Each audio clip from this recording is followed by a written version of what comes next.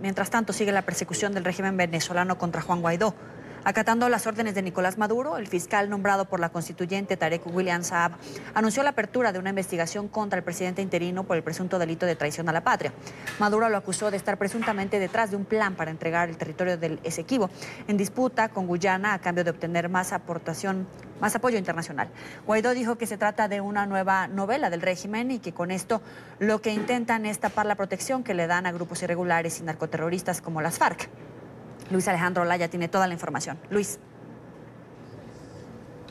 Hola, buenas tardes. El presidente encargado de Venezuela, Juan Guaidó, ha rechazado esta nueva investigación que se ha abierto en su contra por parte del Ministerio Público. Ha asegurado que tras la solicitud de Nicolás Maduro lo que se intenta hacer es tapar la realidad que vive el país, que permiten el accionar en Venezuela de grupos irregulares, paramilitares y narcoterroristas. Han señalado además el presidente encargado Juan Guaidó que esto es una nueva pantomima del gobierno de Nicolás Maduro.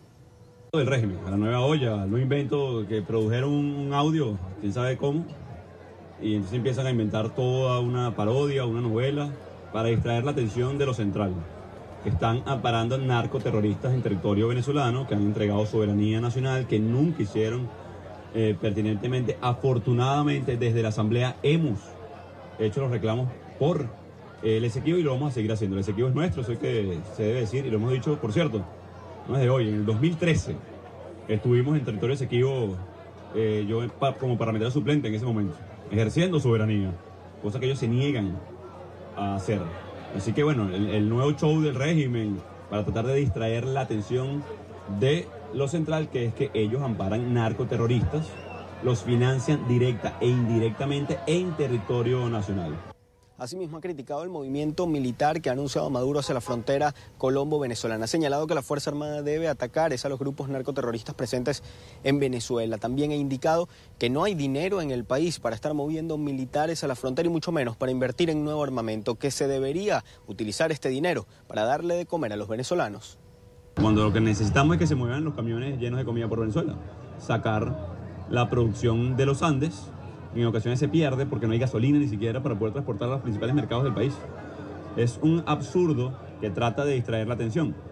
Es decir, hoy, y esto lamentablemente el nivel de apetrechamiento de nuestra Fuerza Armada ha decaído, dicho por ellos. El nivel de deserción que tiene hoy también la Fuerza Armada. Tenemos que empezar incluso por reconstituir una Fuerza Armada poderosa para poder hacer frente a los grupos irregulares, no a Colombia. También ha rechazado la actitud de Tarek William Saab de no responder preguntas sobre posibles investigaciones ante la presencia de las FARC en Venezuela. Ha indicado que desde el régimen de Nicolás Maduro se les da cobijo y protección en territorio nacional. Gracias. Y en esta parte del programa saludamos a Víctor Mijares, politólogo y profesor de Ciencia Política de la Universidad de los Andes en Colombia. Gracias por estar con nosotros. Bienvenido. Vale, siempre un placer estar con ustedes. Comencemos por el principio, por explicarle al auditorio de las Américas qué es el Esequibo y desde cuándo está en disputa. Bien, el territorio Esequibo corresponde a 2/3 partes del territorio de la República Cooperativa de Guyana, antes conocido como la Guyana Británica. Este conflicto comenzó hacia 1833 y es muy coincidente con el conflicto de las Malvinas. Es un proceso de expansión del Imperio Británico a expensas de las nuevas repúblicas hispanoamericanas, en el caso de las Malvinas, Argentina, en el caso de Guyana o del territorio Esequibo, a expensas de Venezuela, y es un conflicto que se reactivó a mediados del siglo XX y que pasó del Imperio Británico, luego a la independencia de Guyana en 1966, a la nueva República Cooperativa de Guyana. En Venezuela reclama, insisto, 2/3 partes del territorio de ese pequeño país. ¿Pero entonces nunca perteneció a Venezuela?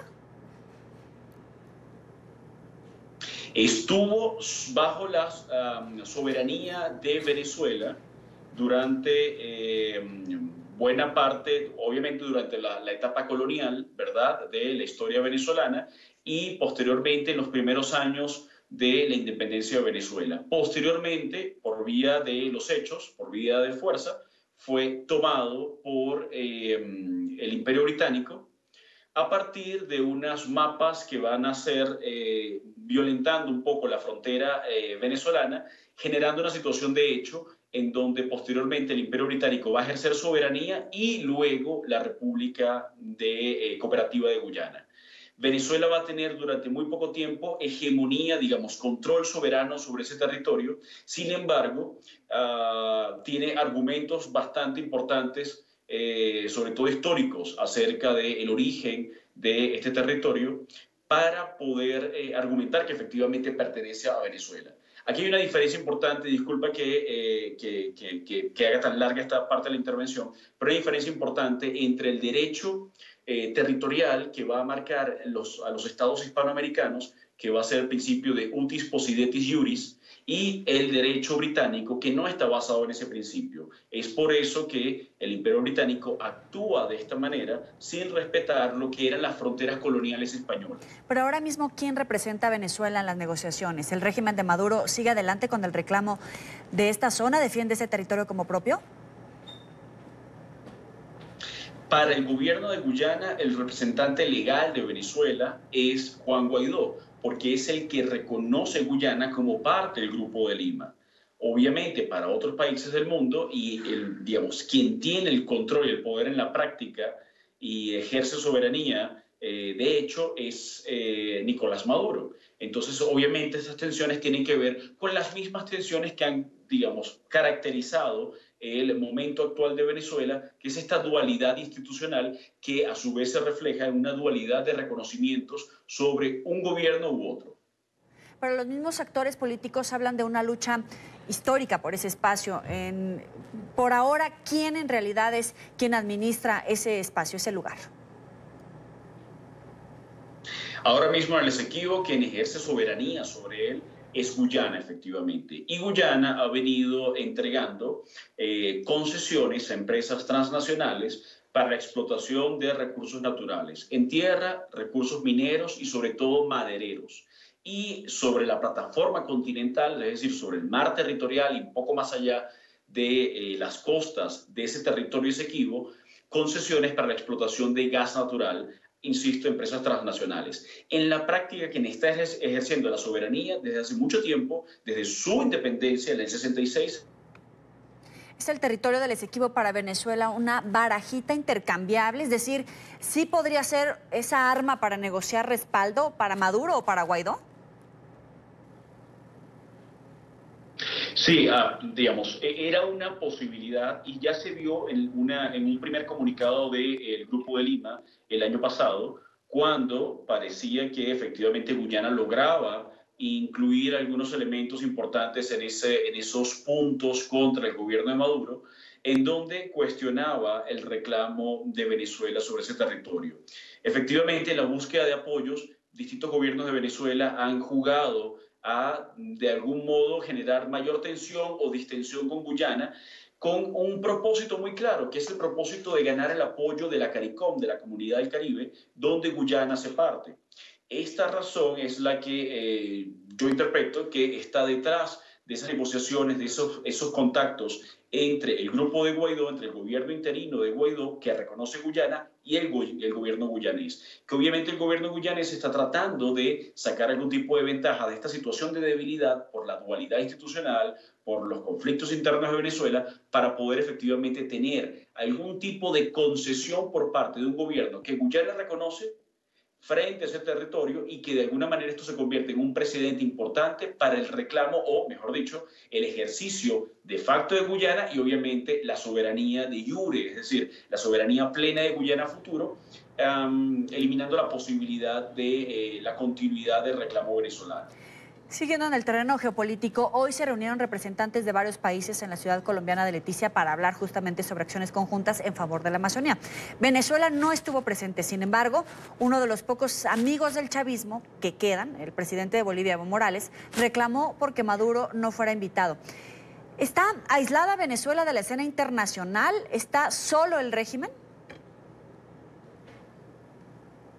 A ver, yo lo pondría en estos términos. No tiene a nadie en los gobiernos, es decir, no tiene amigos en el Palacio de Gobierno en Brasilia, ni en Bogotá, ni en Georgetown, como podemos ver ahora, ¿verdad? Ni en muchas partes de América Latina. Sin embargo, sí tiene amigos en algunos focos, frentes, grupos de oposición a esos gobiernos. y eso también es parte del juego en todo esto. Venezuela se ha convertido en un tema de campañas electorales, se ha convertido en un tema constante de los sistemas políticos, bien sea para cuestionar, pero también como un actor que de una forma u otra sigue presente en el apoyo de algunas fuerzas, algunas regulares, otras irregulares, contra esos gobiernos. La estrategia de Maduro todo indica que está orientada a tratar de, por otra parte, ejercer presiones indirectas a la posibilidad. Ya va, es que me están llamando y tengo que terminar rápido la entrevista porque me están volviendo loco con las llamadas. Volvemos a la estrategia de Maduro. Todo indica que la estrategia de Maduro apunta precisamente a ganar tiempo por una parte, esperar que cambien la orientación, política, ideológica de la región nuevamente, debilitar esos gobiernos con el tiempo, pero también apoyando a grupos, algunos legales, otros ilegales, en el contexto de cambios dentro de los sistemas políticos de sus países vecinos.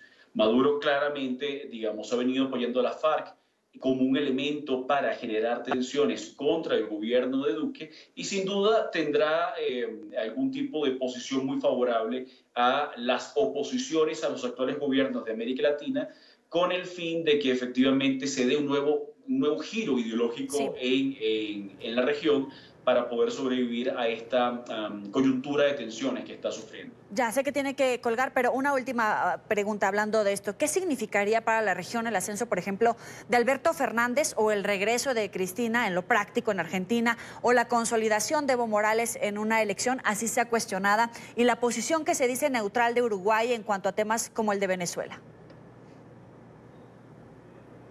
Eso va a tener consecuencias importantes, sobre todo favorables para Maduro, si efectivamente se da esos escenarios que has planteado, ¿verdad? Esos escenarios, sobre todo en Argentina, ¿verdad? Un escenario muy importante, pero no son cruciales. Cruciales son, quizás en menor medida Brasil, pero sigue siendo un actor muy importante en la región. Cruciales son las elecciones en los Estados Unidos y muy crucial es la estabilidad del sistema político colombiano.